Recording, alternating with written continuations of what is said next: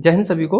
आज की वीडियो में बात करने वाले हैं उन स्टूडेंट के बारे में जिन्होंने अवसर बैच से सिलेबस अपना कंप्लीट कर लिया है या फिर अवसर बैच में अभी जो पढ़ रहे हैं, अभी जो अवसर 2.0 है, तो वो अपना मैथ की प्रैक्टिस कैसे करें और रिवीजन कैसे करें, इसी के बारे में हम बात करने वाले हैं। देखो, बिना मैथ के सिलेक्शन बहुत ज़्यादा मुश्किल, बिना मैथ के सिलेक्शन होगा नहीं एसएसजीडी में। आपका मैथ में स्कोर अच्छा होना चाहिए। तो बहुत सारे स्टूडेंट ये भी पूछते हैं, भाई जो मैथ के लिए इम्पोर्टेंट चैप्टर बता दीजिए कुछ। तो उसी के बारे में बात करेंगे, जो कि इम्पोर्टेंट चैप्टर जो कि मैंने मतलब जो प्रीवियस क्वेश्चन पेपर देख के मतलब कहाँ से क्वेश्चन ज़्यादा बनते ही बनते हैं, वो सभी चैप्टर आपके ले लिए हैं, जो आपको स्क्रीन पर दिख रहे होंगे। तो आप इसका स्क्रीनशॉट ले लेना। तो इन चैप्टर को आपको पढ़ना है, ठीक है। तो अब आपको देखो प्रैक्टिस कैसे करनी है। आज से यूट्यूब पर प्रैक्टिस सेट चालू हो चुके हैं चिराग सीरीज के नाम से। उन क्लास से आपको जुड़ना है, मैथ की क्लास से, ठीक है। तो मैथ की क्लास आपको लाइव नहीं लेनी, आपको वो रिकॉर्डेड फॉर्म में लेनी है ना।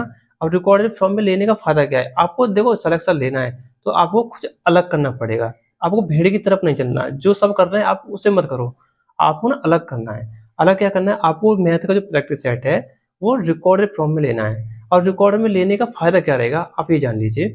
जैसे मान चलिए क्वेश्चन आपका स्क्रीन पर आया, जैसे ही क्वेश्चन आया आपको वीडियो रोक देनी है, खुद से सॉल्व करना है क्वेश्चन। जब तक आपसे खुद से सॉल्व ना हो जाए तब तक आप उसे क्वेश्चन को करते रहिए। जब आप अपनी पूरी अप्रोच लगा दें फिर भी आपसे सॉल्व ना हो, तब आप वीडियो ओपन करिए, तब उस क्वेश्चन को समझिए, ठीक है। जो क्वेश्चन आपसे नहीं होता है उस क्वेश्चन को अपना एक कॉपी बना लीजिए, मतलब एक कॉपी बना लेनी है आपको एक, उसमें सभी क्वेश्चन वो लिखने हैं जो आपसे नहीं बने, ठीक है। उनका सॉल्यूशन विद सॉल्यूशन लिखने हैं जो सर करा देते हैं। फिर उसी क्वेश्चन को आपको फिर से देखना है ना, मतलब क्वेश्चन देखना है फिर सॉल्व करके देखना है खुद से। तो आपको देखो मैथ का क्या है कि एक बार पढ़ने से नहीं आता, मैथ बार बार पढ़ने से ही हमारे कॉन्सेप्ट क्लियर हो पाते हैं। ये नहीं है कि आपने एक बार सिलेबस में पढ़ लिया बैच में किसी में, तो आप सोचो कि मैं अब 20 के 20 क्वेश्चन कर दूंगा, ये बिल्कुल भी पॉसिबल नहीं है। आप देखो जिसका भी मैथ अच्छा है उससे पूछना, उनका क्या है कि मैथ लगभग वो 5 से 7 बार कर चुके होते हैं, तब उनके कॉन्सेप्ट दिमाग में बैठते हैं। कोई भी क्वेश्चन का जो कॉन्सेप्ट है ना वो तब तक हमारे दिमाग में नहीं बैठता, उस क्वेश्चन को हम लगभग 4 से 5 बार नहीं कर लेते। तो आपको खुद से सॉल्व करना है, ठीक है। सर ने जैसे क्वेश्चन आया स्क्रीन पर खुद से सॉल्व करना है, जब ना हो तब सर से समझना है ना। और आप मान के चलो कुछ क्वेश्चन ऐसे होंगे आप उन्हें 10 सेकंड 20 सेकंड में कर दोगे, तो आपको वीडियो तुरंत आगे बढ़ा देनी है। उससे क्या होगा, आपका टाइम भी बचेगा, है ना।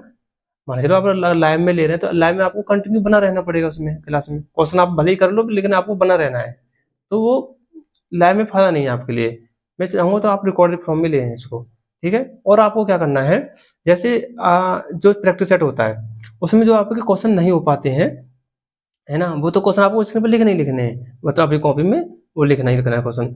उसी टाइप के क्वेश्चन को आपको बुक से सर्च करना है, उसी टाइप के क्वेश्चन बुक से देखने हैं।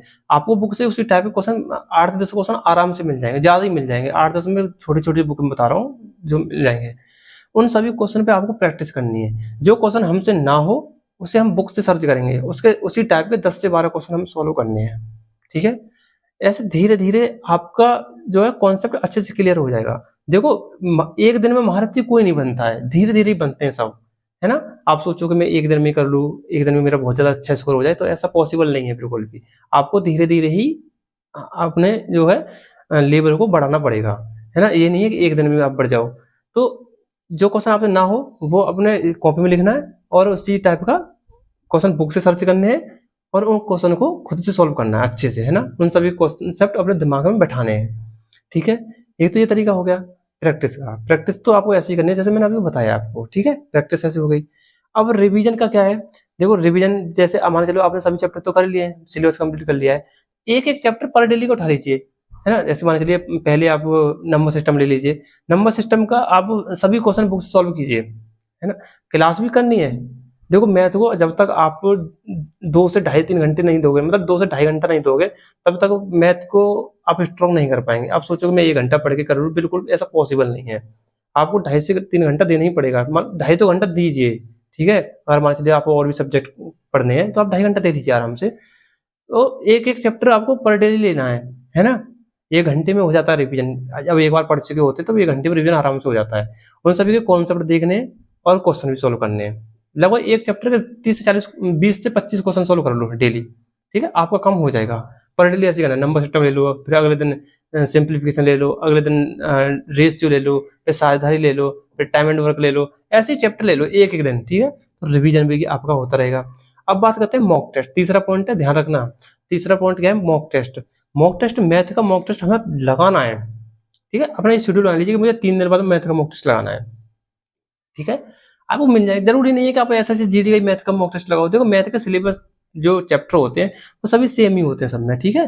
वो थोड़ा लेवल का फर्क पड़ जाता है, और आपको नहीं पता कि आपके पेपर का लेवल किस टाइप का आएगा इस बार। हो सकता है थोड़ा हार्ड हो जाए, हो सकता है सरल हो जाए, है ना। आपको कुछ नहीं पता, आपको हर तरीके से तैयार होकर जाना है, ठीक है।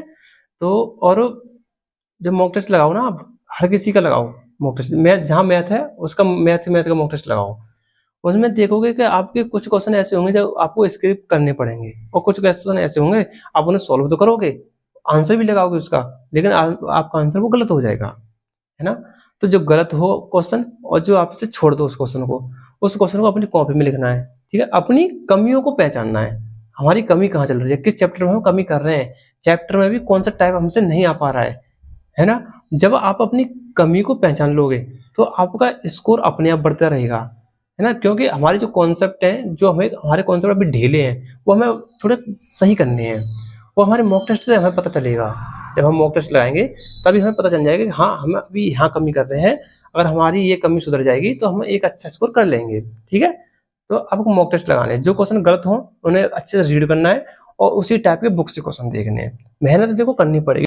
वीडियो में आगे बढ़ने से पहले मैं आपको बता दूं एसएससी जीडी की बेस्ट बुक के बारे में, जो चक्सू की है।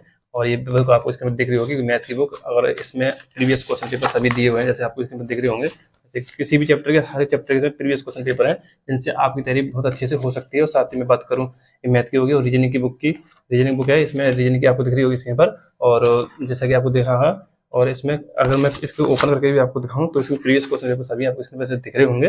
तो साथ ही अगर आप इसका कॉम्बो बुक सेट लेना चाहते हैं तो आपको इसका लिंक डिस्क्रिप्शन बॉक्स में मिल जाएगा, जिसमें आपको हिंदी, जीएस, रीजनिंग, मैथ सभी एक साथ मिल जाएगी।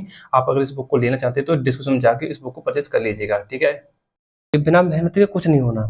आप सोचो कि जी 1 घंटा पढ़ लो यार तो हो जाए, नहीं, ऐसा बिल्कुल नहीं होगा।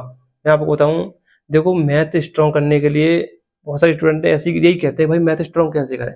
जब तक आप देखो मैथ से बचते रहोगे तब तक आपका मैथ स्ट्रॉन्ग नहीं होगा। आपको मेहनत करनी पड़ेगी, 2.5 से 3 घंटा मैथ को देने पड़ेंगे, तभी मैथ में आप एक अच्छा स्कोर कर पाओगे।